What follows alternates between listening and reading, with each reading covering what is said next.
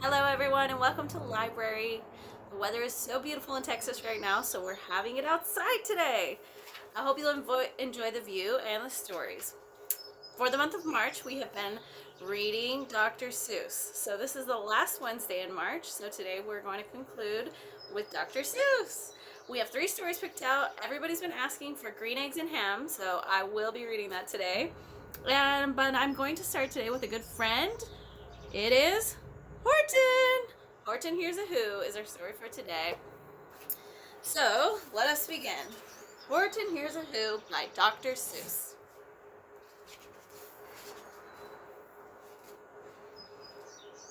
On the 15th of May, in the jungle of Newell, in the heat of the day, in the cool of the pool, he was splashing, enjoying the jungle's great joys, when Horton the elephant heard a small noise. So Horton stopped splashing. He looked toward the sound. That's funny, thought Horton. There is no one around.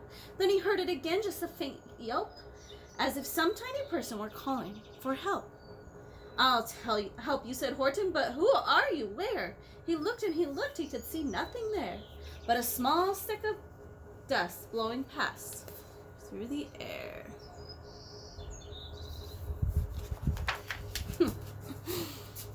I say, murmured Horton, I've never heard tell of a small speck of dust that is able to yell. So you know what I think? Why, I think there must be someone on top of that small speck of dust. Some sort of creature of very small size, too small to be seen by elephant eyes.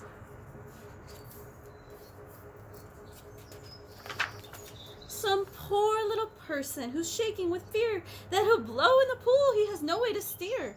I'll just have to save him because, after all, a person's a person, no matter how small.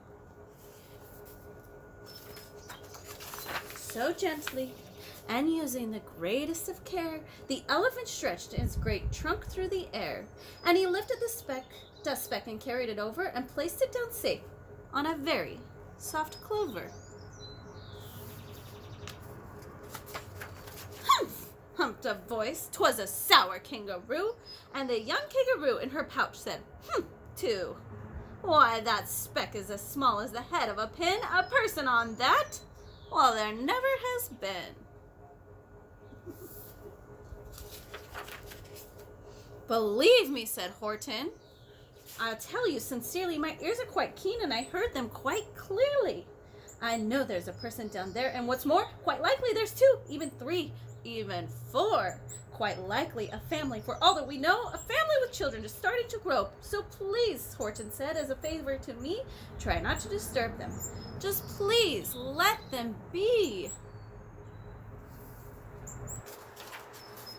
I think you're a fool, laughed the sour kangaroo, and the young kangaroo in her pouch said, me too.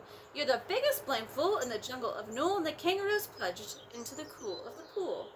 What a terrible splashing, the elephant frowned. I can't let my very small persons get drowned. I've got to protect them. I'm bigger than they. So he plucked up the clover and hustled away.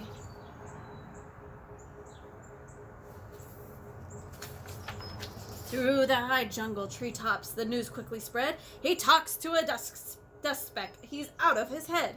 Just look at him walk with that speck on the flower, and Horton walked worrying almost an hour.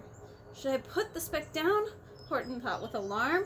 If I do, these small persons may come to great harm.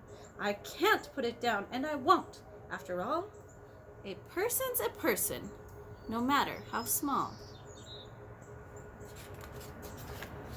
Then Horton stopped walking. The speck voice was talking. The voice was so faint he could just barely hear it. Speak up, please, said Horton. He put his ear near it. My friend, came the voice. You're a very fine friend. You've helped all us folks on this dust speck no end. You've saved all our houses, our ceilings and floors. You've saved all our churches and grocery stores.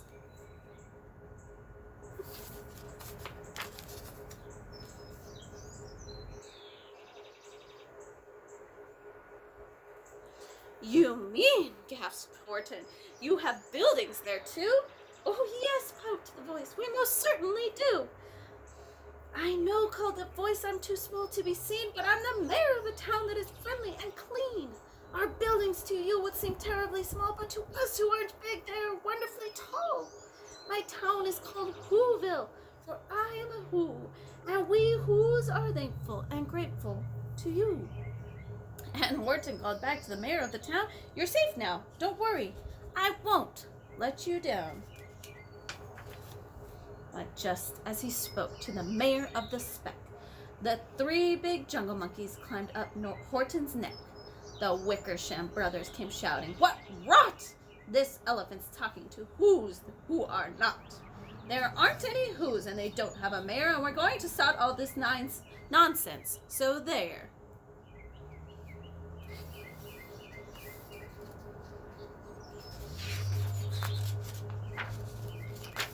They snatched Horton's clover. They carried it off to a black-bottomed eagle named Vladikoff, a mighty strong eagle of very swift wing, and they said, "Will you kindly get rid of this thing?" And before the poor elephant even could speak, that eagle flew off with the flower in his beak.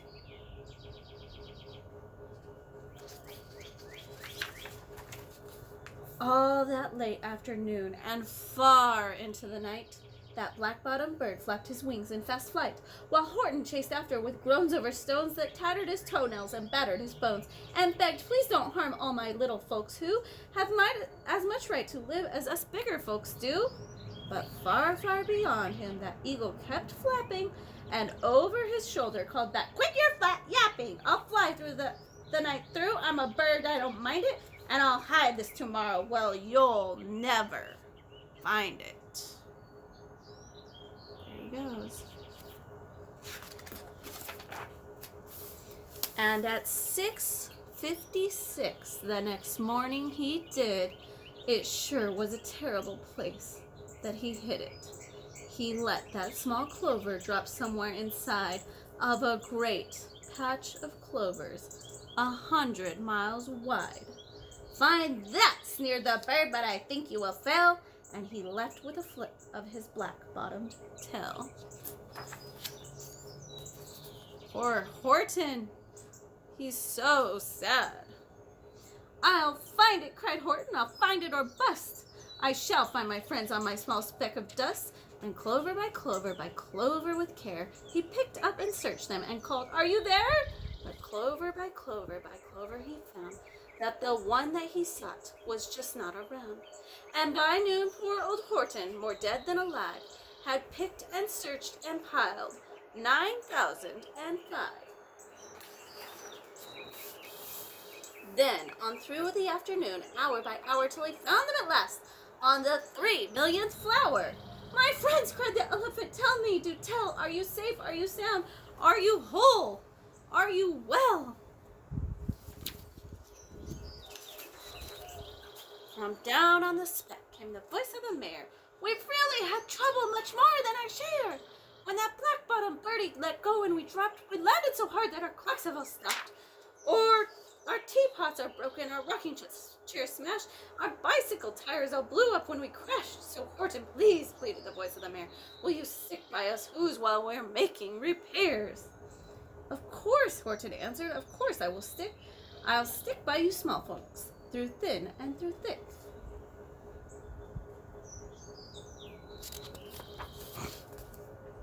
"Humph!" humped the voice. "For almost 2 days you've gone wild and insisted on chatting with persons who've never existed. Such carryings on in our peaceable jungle, we've had quite enough of your bellowing bungle. I'm here to state," snapped the big kangaroo, "that your silly nonsensical game is all through." And the young kangaroo in her pouch said, "Me too." With the help of the Wickersham brothers and dozens of Wickersham uncles and Wickersham cousins and Wickersham in-laws whose help I've engaged, you're going to be roped and you're going to be caged. And as for your dust bag, that we shall boil in a hot steaming kettle of hazelnut oil. "Boil it," gasped Horton. "Oh, you can't do. It's full of persons. They'll prove it to you."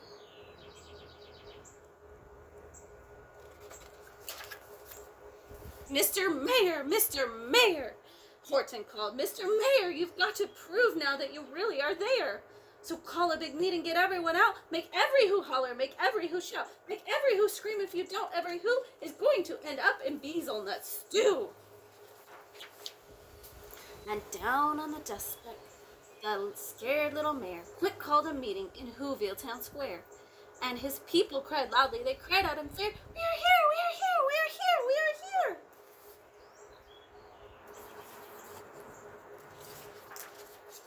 here!" The elephant smiled. That was clear as a bell. You kangaroos surely heard that very well. All I heard, snapped the big kangaroo, was the breeze and the faint sound of wind through the far distant trees. I heard no small voices, and you didn't either. And the young kangaroo in her pouch said, "Me neither."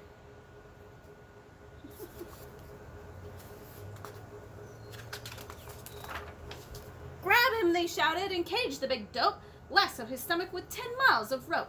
Tie knots so tight he'll never shake loose. Then dunk that dumb speck in bezelnut juice." Horton fought back with great vigor and vim, but the Wickersham game was too many for him. They beat him, they mauled him, they started to haul him into his cage, but he managed to call to the mayor, "Don't give up, I believe in you all. A person's a person, no matter how small. And you very small persons will not have to die if you make yourselves heard. So come on now, try."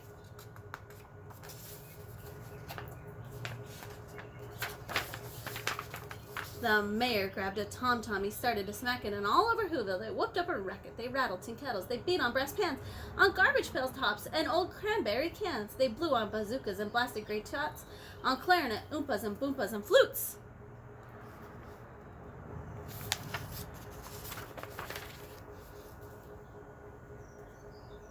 Great gusts of loud racket rang high through the air. They rattled and shook the whole sky, and the mayor called up through the howling mad hullabaloo, "Hey, Horton, how's this? Is our sound coming through?" And Horton called back, "I can hear you just fine, but the kangaroo's ears are as strong quite as mine. They don't hear a thing. Are you sure all your boys are doing their best? Are they all making noise? Are you sure every who down in Whoville is working? Quick, look through your town. Is anyone there shirking?"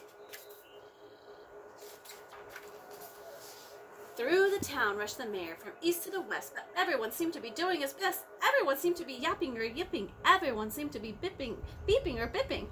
But it wasn't enough. All this ruckus and roar, he had to find someone to help him make more. He raced through each building. He searched floor to floor. And just as he felt he was getting nowhere and almost about to give up in despair, he suddenly burst through the door, and that mayor discovered one shirker, quite hidden away in the Fairfax Apartments, apartment 12J. A very small shirker named Jojo was just standing and bouncing a yo-yo, not making a sound, not a yip, not a chirp, and the mayor rushed inside and he grabbed the young twerp. And he climbed up with the lad up the Eiffelberg Tower. "This," cried the mayor, "is your town's darkest hour. The time for all the who's who have blood that is red to come to the aid of their country," he said. "We've got to make noises in greater amounts, so open your mouth, lad, for every voice counts." Thus he spoke as he climbed. When he got to the top, the lad cleared his throat, and he shouted out, "Yop!"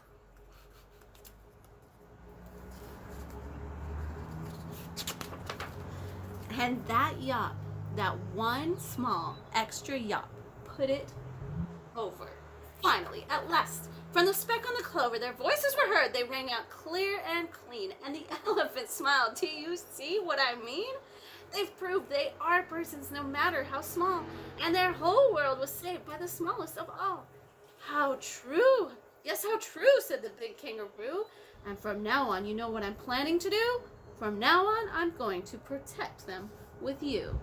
And the young kangaroo in her pouch said, "Me too. From the sun in the summer, from rain when it's fallish, I'm going to protect them, no matter how smallish." The end. That's a long one. I hope you stuck with me. A person's a person, no matter how small. All right, now what you've all been waiting for, green eggs and ham. Have any of you eaten green eggs and ham this month? I know pre-K 4 did. I am Sam.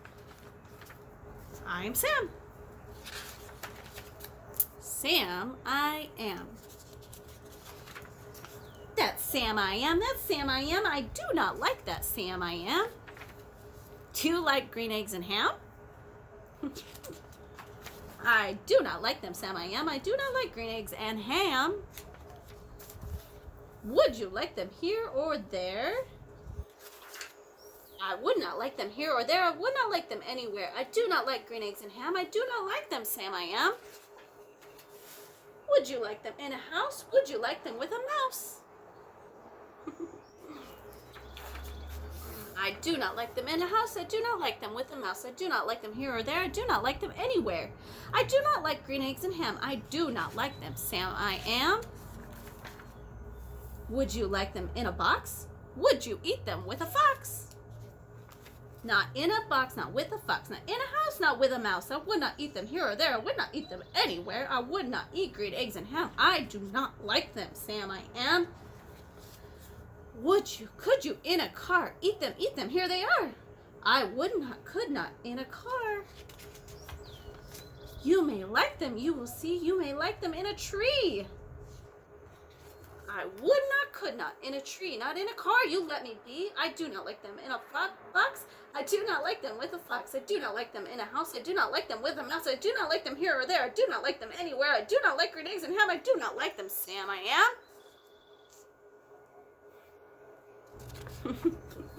A train, a train, a train, a train. Could you, would you on a train? Not on a train, not in a tree, not in a car. Sam, let me be. I would not, could not in a box. I would not, could not, would not with a fox. I will not eat them with a mouse. I will not eat them in a house. I will not eat them here or there. I will not eat them anywhere. I do not eat green eggs and ham. I do not like them, Sam I am.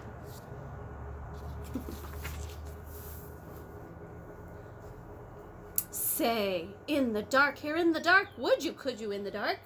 I would not, could not in the dark.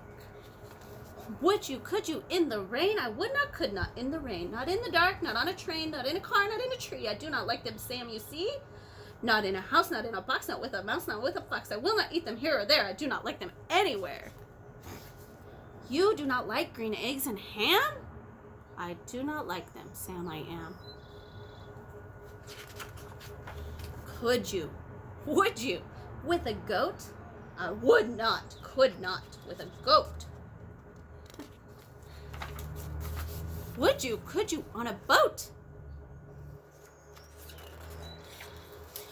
I could not, would not, on a boat. I will not, with a goat. I will not eat them in the rain. I will not eat them on a train. Not in the dark, not in a tree, not in a car. You let me be. I do not like them in a box. I do not like them with a fox.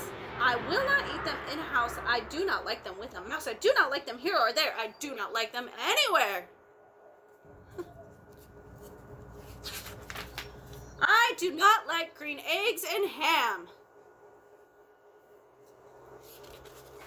I do not like them. Sam I am. You do not like them. So you say, try them, and you may. Oh, we got a friend on our bird feeder. Try them, and you may. Try them, and you may, I say. Sam, if you will let me be, I will try them. You will see.